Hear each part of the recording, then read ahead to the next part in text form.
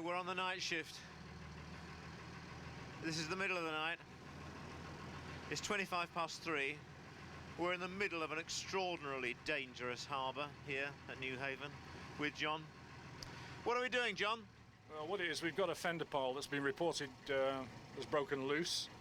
Weighs about 1.25 tons, 20 foot long, softwood and hardwood facer. So what is a fender pole?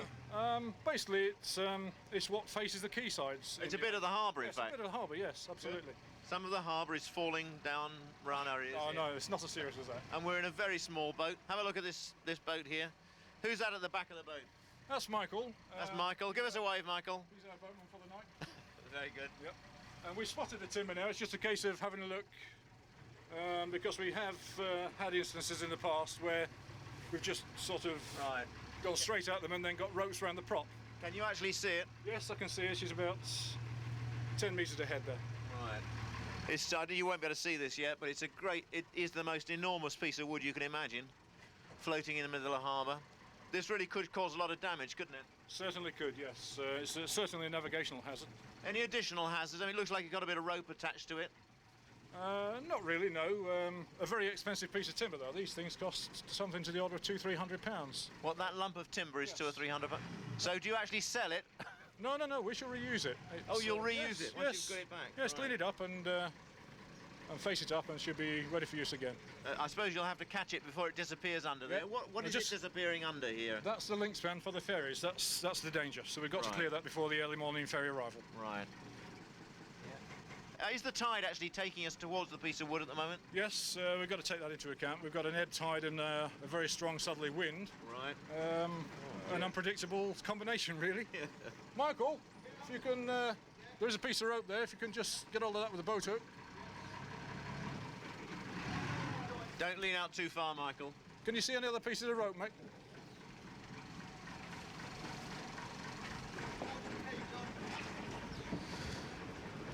Has it got a loop on the end of it, Michael? I don't think so, no. We can hear the birds screaming. I don't know whether you can hear them. They're flying around this tower all over the place. I don't suppose you've got to see that. Oh, he's got a hook. He's got his boat hook onto it. Slightly astern, John. I think she's come adrift. I think. Oh, we've lost her.